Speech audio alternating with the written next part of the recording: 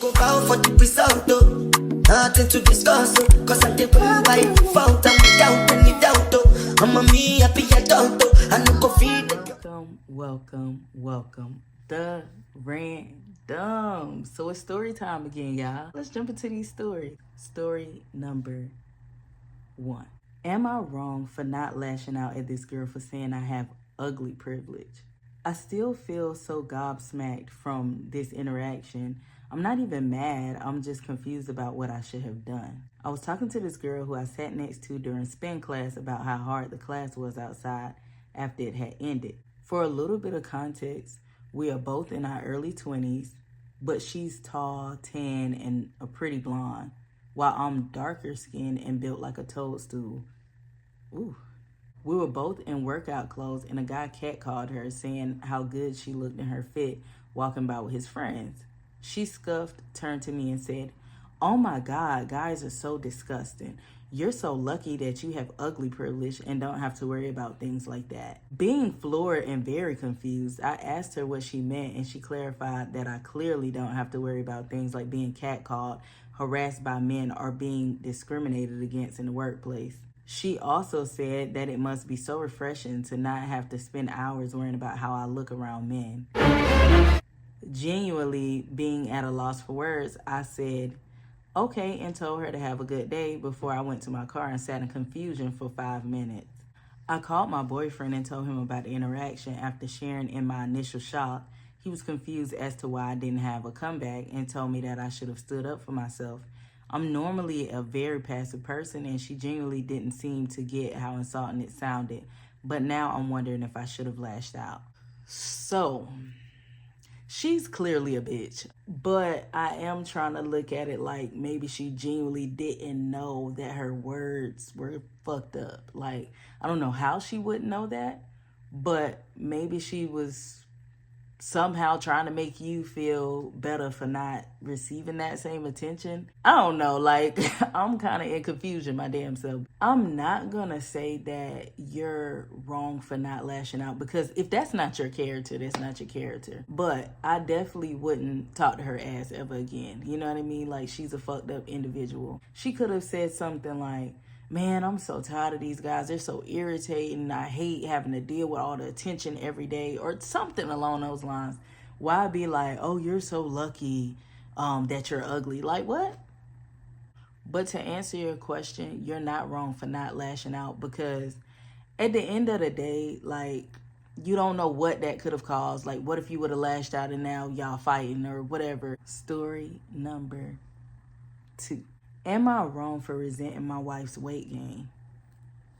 Me and my wife weren't athletes or anything when we first met. We were both average and a healthy weight. We both gained some weight over time. I eventually started trying to take care of myself. I got back to my high school weight and am now fit. I lift weights, etc. My wife went the opposite way and just kept gaining and gaining weight. Multiple things are contributing to my resentment. 1, she's to the point where she can't manage to be out and about throughout the day for long. She's maybe good to be up and about for half an hour before she can't continue. A good example is our upcoming vacation. She's not going to be able to walk and explore all day. She ended up having to reserve a mobility scooter. Dang. This isn't due to any medical condition beyond her body being unable to handle her weight. I could get if it's a medical, you know what I mean, situation where, like, she just can't, like, walk or whatever, which, you know, that's very different. But if it's, I'm gonna wait. I feel bad saying it, but I've honestly started to feel embarrassed when we're together in public. Damn. Like, I wouldn't feel like that, because with marriage, I mean, it's for better or for worse. Like, you shouldn't be embarrassed by her. 2, our sex life is incredibly limited now. She can't be on top. She can only really handle doggy style, and that's it. Damn. It's incredibly frustrating because it doesn't feel like us bonding anymore. It feels dull and clinical almost. Her appearance is a turnoff. Oof. Number 3, she puts absolutely no effort into herself. I've tried countless times to encourage her to start trying to eat healthy. I've cooked everything for her, etc. She's never made it over 2 days before she started ordering delivery. I can't even get her to even keep notes about what she ate without changing everything. Overall, I'm just not happy. This isn't the life I wanted. I want to be able to go out and see things without having to worry if she'll make it. She won't most of the time. Most importantly, I just want a wife who will put a little effort into herself so she'll live long enough to see her grandkids. I don't even want her to be skinny, etc. I want her to be able to function in a normal life. Now that you broke all that down, because I ain't gonna lie, when I first read the first beginning sentence, am I wrong for resenting my wife's weight gain? I was like, what an asshole. But now that you've explained everything, I get where you're coming from. Yes, she should care about herself, you know what I mean, and wanting to live long enough, you know, just for herself, not even just for grandkids, but, you know, for you. You got to want to do better for you. I feel like maybe taking a different approach, you know, trying to figure out, like, maybe she's depressed, you know what I mean? Because a lot of times, like, depression does contribute to weight gain, and it also contributes to eating whatever the hell you want to eat, you know what I mean? Because you're using food as, you know, a comfort.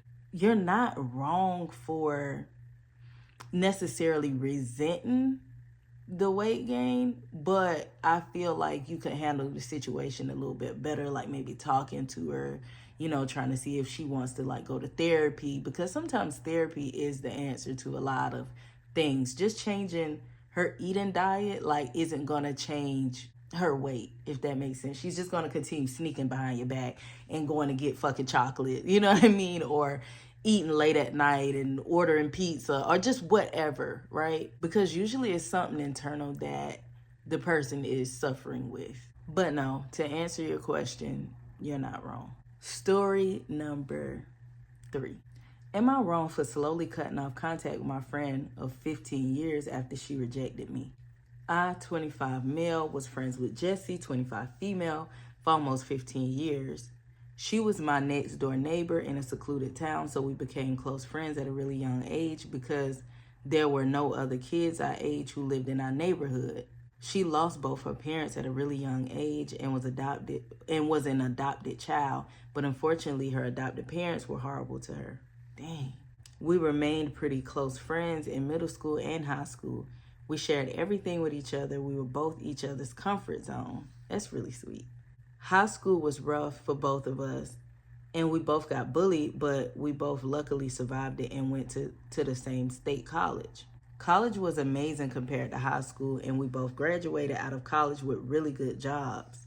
A year ago, I foolishly asked her out. I'll admit I badly misjudged the situation, and I thought there was potential we could be more than friends. But she was not ready to date, and she considered me more like a really close lifelong friend, which was heartwarming, but also slightly awkward when she told me that.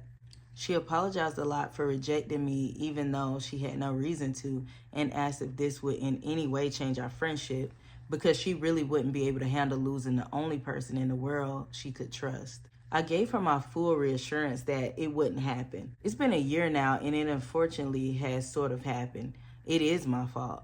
For example, I respond to her text a few days later. I make excuses for not wanting to hang out with her, and I did not invite her to my birthday or go to her birthday, even though she invited me. I hung out with her yesterday for the first time in a long time, and it was really emotional. She wants to be in a relationship with me now, but I think she just wants to do it to keep our friendship. I'm not sure if she actually wants to date me, so I told her it would be best if we just remain friends. Was I wrong? For most women, if we kind of put you in the friend zone, usually that's where we want you to stay, right? And I think that this is something that guys kind of have confused a little bit. So, like, most of the time when a guy is going into the friend zone, it's because he wants to date you eventually or something. Now, as kids, you know, that may be different because obviously you're children. You're not even thinking about anything like that. But just speaking on, you know, with y'all growing together and stuff like that, I feel like maybe on your end, you were more romantically invested than she was. You know what I mean? And on her end, she's looking like, oh man, this is my friend. I could tell him everything. I could open up to him. You know, this is amazing. You know, it's almost like a brother. But then you came and asked her out. And that kind of messed that whole dynamic up. And that does happen a lot, you know what I mean? I'm gonna say where I felt like you were wrong at is you just literally went missing and barely responding to text messages, and definitely not showing up to birthdays is fucked up. I think it could have been a conversation. You should have told her, hey, you know, I felt awkward because you didn't want to be with me, you know what I mean? And I really didn't know how to move forward with our friendship. A lot of times, like, people don't know how to communicate for whatever reason. I get that some conversations are harder to have than others. You could have definitely saved the friendship. Not saying that the friendship is over, but now it's going to be even more awkward because she's probably 9 times out of 10, like you said, asking you out only because she doesn't want to lose you in her life. And she shouldn't have to do that. So to answer your question, yes, you were wrong. You definitely were wrong because you could have had a conversation. All right, you guys, I hope y'all enjoyed these stories. Like and subscribe if you haven't already. Comment down below. Let me know y'all's thoughts. Share this video with your friends and your family. I hope you've been having wonderful weeks, months, years, all that. And I will see y'all in the next video. And I hope you're having a wonderful day.